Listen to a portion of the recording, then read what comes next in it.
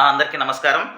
Me human rights protection council of India legal cell director Abhishek Ahmed.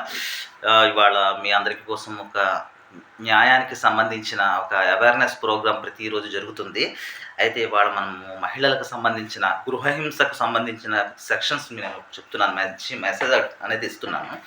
గృహహింస అంటే మన కుటుంబంలో భార్యని హింసించడము, పోషణకి డబ్బులు ఇవ్వకపోవడము, లేకపోతే క్రూరత్వంగా ప్రవర్తించడము చేస్తూ మహిళలు బాధపడుతూ ఉంటారు. అలాంటి సందర్భాల్లో మహిళలు కోర్టుకు వెళ్తారు. కోర్టుకు వెళ్ళిన తర్వాత మళ్ళీ వాళ్ళు అత్తగారింటికి రావాల్సిన పరిస్థితి ఉంటుంది. అలాంటి పరిస్థితుల్లో అంటే ఆ మహిళకి వెనక ముందు ఎవరు ఉండరు. నిస్సహాయ పరిస్థితుల్లో పోలీస్ స్టేషన్ కేసు ఫైల్ చేసే పరిస్థితి ఏర్పడుతుంది. అలాంటి సందర్భాల్లో కోర్టుకు వెళ్ళే సందర్భంలో మళ్ళీ మళ్ళీ అత్తగారింటి దగ్గరే మళ్ళీ కాపురం చేయవలసిన పరిస్థితి నెలకొన్న సందర్భాల్లో న్యాయస్థానం ఒక సెక్షన్ని ఏర్పాటు చేసింది. అదేంటంటే సెక్షన్ 17 498లో సెక్షన్ 17 అంటే భర్త ఇంట్లోనే భార్య ఉండేటట్టు కోర్టు కేసు యథావిధిగా నడుస్తూనే ఉంటుంది. భర్త ఇంటిలోనే భర్త వారి సమక్షంలోనే ఉండే విధంగా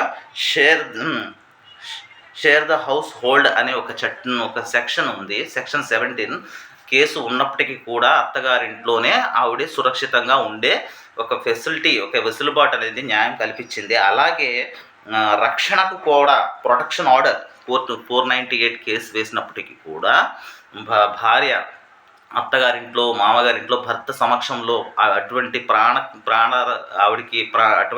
అతన్ని కొట్టడానికి కానీ తిట్టడానికి కానీ ఎటువంటి చర్యలకు పాల్పడకూడదని న్యాయస్థానం వారు ఒక ఆర్డర్ అనేది ఇస్తారు.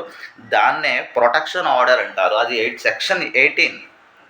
సెక్షన్ 18 ప్రకారము ఎవరైతే అమ్మాయి గృహహింసకు కేసు ఫైల్ చేసిన తరువాత కూడా న్యాయస్థానం వారి కోర్టు ఆదేశాల మేరకు 498లో సెక్షన్ 80 ప్రకారము ఎవరైతే అమ్మాయి కోర్టు వారి ఆర్డర్ ద్వారా వీరి ద్వారా నాకు ఒక సురక్షితమైన సేఫ్టీగా ఉండే విధంగా ప్రొటెక్షన్ ఆర్డర్ అనేది కోర్టు ద్వారా సంపాదించుకోవచ్చు. దాని తర్వాత హ్యాపీగా అత్తగారింట్లో నిర్భయంగా ఉండొచ్చు.